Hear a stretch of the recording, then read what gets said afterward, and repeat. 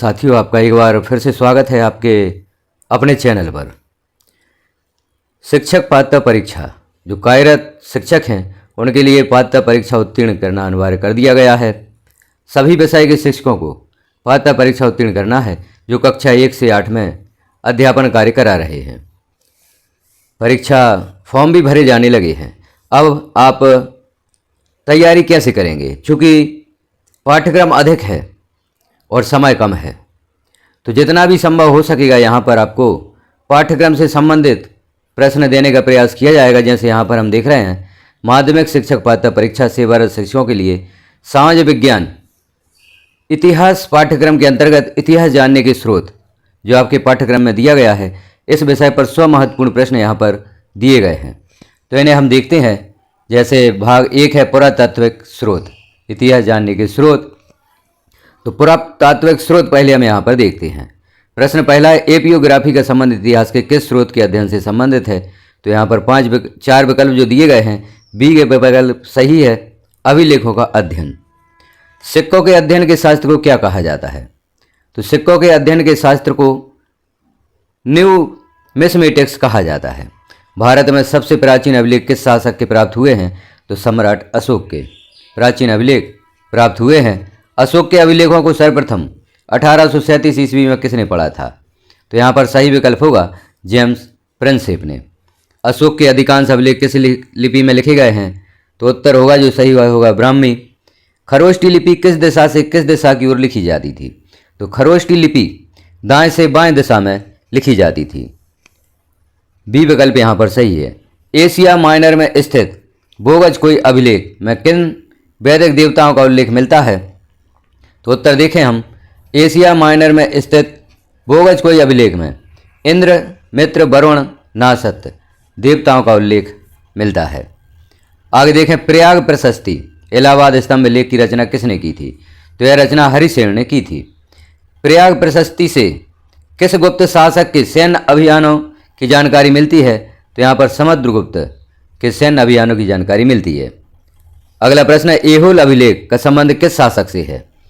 तो यह है पुलकेशन द्वितीय शासक से संबंधित है। संस्कृत भाषा में जारी पहला विस्तृत अभिलेख कौन सा माना जाता है? तो यह है जूनागढ़ या गिरनार अभिलेख माना जाता है। रुद्रदामन प्रथम का जूनागढ़ अभिलेख किस विषय से संबंधित महत्वपूर्ण जानकारी देता है? तो यह सुदर्शन झील का पुनर्निर्माण अभिलेख संबंधित जानकारी देता है। कलिंग राजा खारवेल का संबंध किस प्रसिद्ध अभिलेख से है? तो यह हाथी गुफा अभिलेख से संबंधित है। तो बी विकल्प यहाँ पर सही है। अगला प्रश्न है, तिथि रहित या बिना तारीख का प्रसिद्ध अभिलेख कौन सा है? तो यह है हाथी गुफा अभिलेख।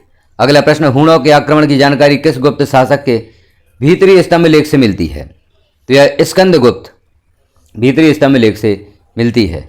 सती प्रथा का प्रथम लिखित साक्ष्य किस अभिलेख से प्राप्त होता है? तो यह है एरण अभिलेख या भानुगुप्त से प्राप्त होता है। अगला प्रश्न, महरौली या दिल्ली का लोह स्तंभ किस शासक से संबंधित माना जाता है? तो यह चंद्रगुप्त द्वितीय या विक्रमादित्य शासक से संबंधित माना जाता है, जो महरौली दिल्ली का लोह स्तंभ है। अगला प्रश्न है, हेलिओडोरस का गरुड़ ध्वज स्तंभ कहाँ स्थित है? यह विदिशा या बेसनगर में स्थित है। बेसनगर स्थित हेलिओडोरस का स्तंभ किस धर्म से संबंधित है? तो यह है भागवत या वैष्णव धर्म से संबंधित है। भारत में सबसे प्राचीन सिक्के कौन से माने जाते हैं? तो भारत में सबसे प्राचीन जो सिक्के हैं वह आहत सिक्के माने जाते हैं। आहत या पंचमार्क सिक्के मुख्य रूप से किस धातु के बने होते थे? तो यह है चांदी धातु के बने होते थे। जो आहत पंचमार्क सिक्के हैं वह चांदी धातु के बने होते थे। भारत में सबसे पहले सोने के सिक्के जारी करने का श्रेय किस वंश के शासकों को जाता है? तो बी विकल्प सही है, हिंद यवन। सर्वाधिक शुद्ध सोने के सिक्के किस वंश के शासकों ने चलाए? तो सर्वाधिक सोने के सिक्के जो सी विकल्प है, कुषाण वंश के शासकों ने चलाए थे। अगला प्रश्न, सबसे अधिक मात्रा में सोने के सिक्के किस काल में जारी किए गए? तो यह गुप्त काल में जारी किए गए। अगला प्रश्न है, शीशे के सिक्के विशेष रूप से किस राजवंश ने जारी किए थे?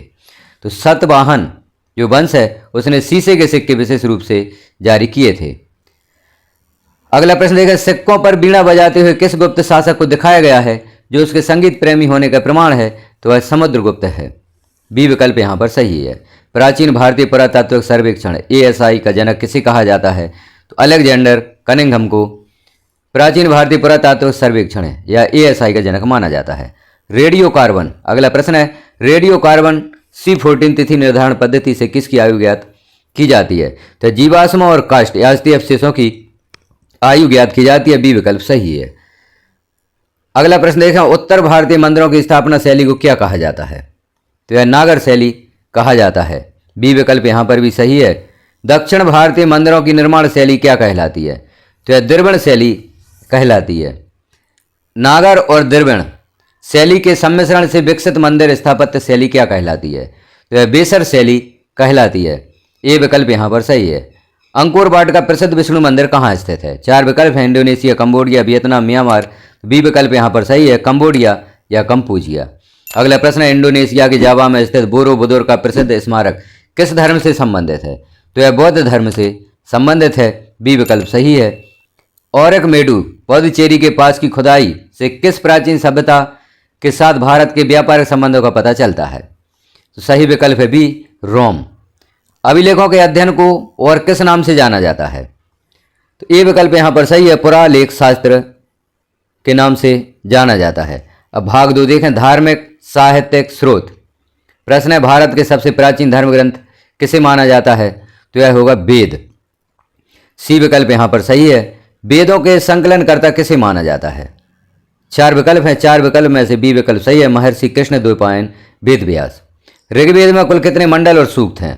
तो ऋग्वेद में 10 मंडल और 1028 सूक्त हैं। अगला प्रश्न है, प्रसिद्ध गायत्री मंत्र का उल्लेख ऋग्वेद के किस मंडल में है? तो यह तीसरे मंडल में है। बी विकल्प यहाँ पर सही है, तीसरे मंडल में। ऋग्वेद का 9वां मंडल किस देवता को समर्पित है? तो यह सोम देवता को समर्पित है। अगला प्रश्न है, 4 वर्णों ब्राह्मण, क्षत्रिय, वैश्य, शूद्र की उत्पत्ति का प्रथम उल्लेख ऋग्वेद के किस भाग में मिलता है? तो यह 10वें मंडल के पुरुष सूक्त भाग में मिलता है। 4 वर्णों ब्राह्मण, क्षत्रिय, वैश्य, शूद्र की उत्पत्ति का प्रथम उल्लेख। अगला प्रश्न है, गद्य और पद्य दोनों में रचा गया वेद कौन सा है? तो यह होगा यजुर्वेद। यजुर्वेद गद्य और पद्य दोनों में रचा गया वेद है। अगला प्रश्न है, भारतीय संगीत का जनक किस वेद को माना जाता है? तो भारतीय संगीत का जनक सामवेद को माना जाता है। तंत्र, मंत्र, जादू टोना, औषधि एवं वशीकरण से संबंधित वेद कौन सा है? तो यह है अथर्ववेद। अथर्ववेद अर्थात डी विकल्प यहाँ पर सही होगा। वेदों को भली भांति समझने के लिए कितने वेदांगों की रचना की गई? तो वेदों को भली भांति समझने के लिए 6 वेदांगों की रचना की गई है। बी विकल्प सही है। निम्नलिखित में से कौन वेदांगों में शामिल नहीं है? तो उपनिषद और आरण्यक यह वेदांगों में शामिल नहीं है। डी विकल्प यहाँ पर सही है। पुराणों की कुल संख्या कितनी है? पुराणों की कुल संख्या 18 है। सी विकल्प सही है। सबसे प्राचीन और प्रमाणिक पुराण कौन सा माना जाता है? तो यह मत्स्य पुराण माना जाता है सबसे प्राचीन और प्रमाणिक पुराण। बी विकल्प सही है। विष्णु पुराण किस राजवंश के इतिहास से संबंधित है? तो यह मौर्य वंश से संबंधित है। विष्णु पुराण का संबंध मौर्य वंश से है। अगला प्रश्न, उपनिषदों की कुल संख्या कितनी है और इनका मुख्य विषय क्या है? तो उपनिषदों की कुल संख्या 108 है और यह दर्शन या फिलोसॉफी से संबंधित है।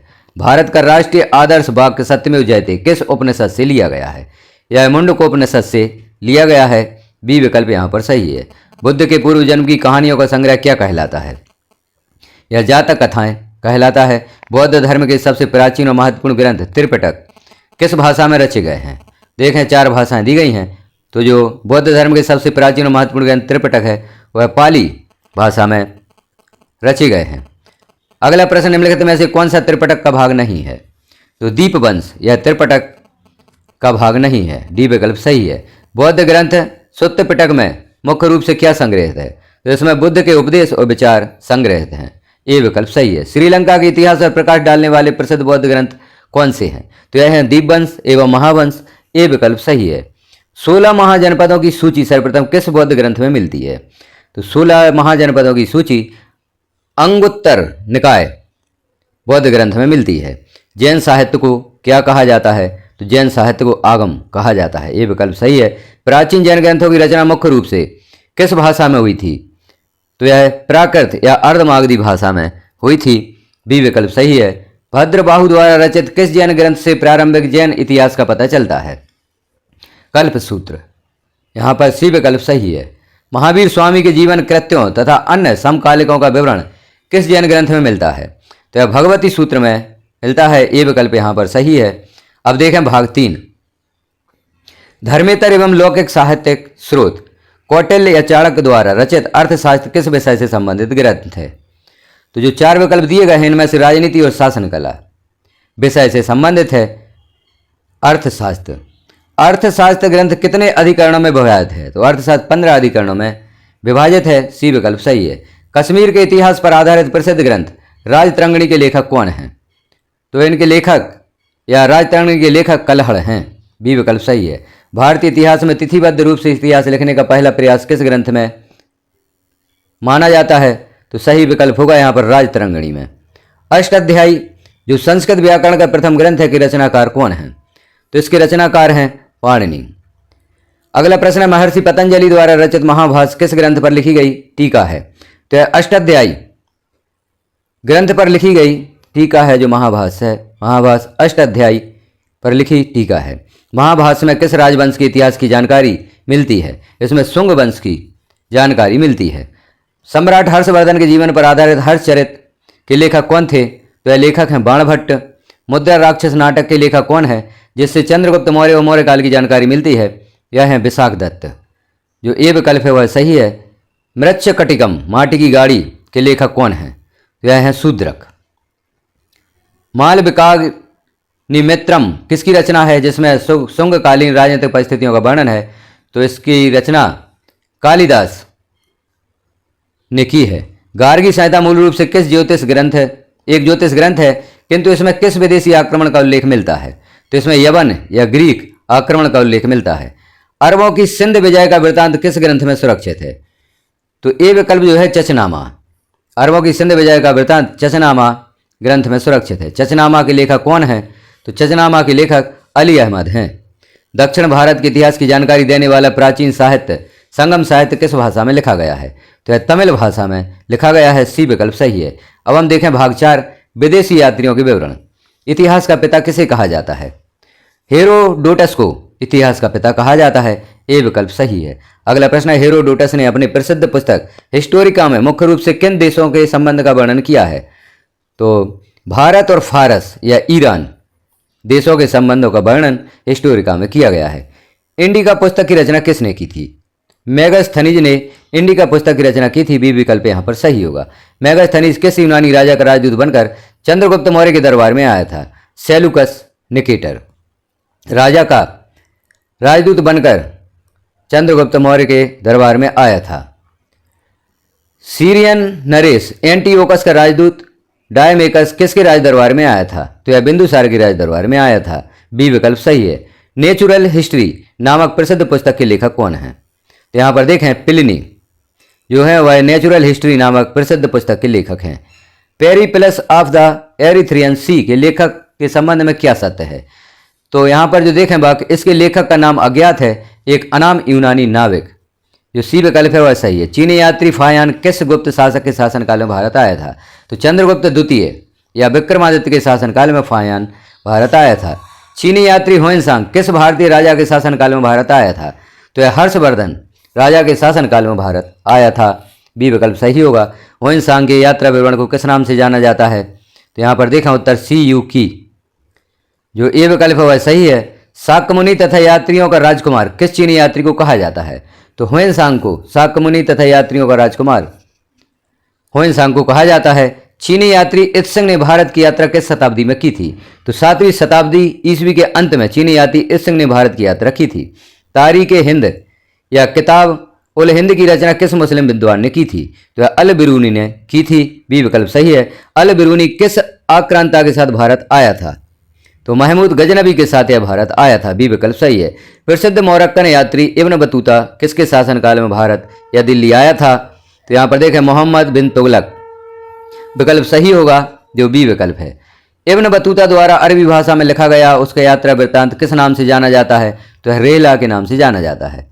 9वीं शताब्दी में भारत आए अरब यात्री सुलेमान ने किस वंश के शासकों की शक्ति का वर्णन किया है? तो पाल और प्रतिहार शासकों की शक्ति का वर्णन किया है।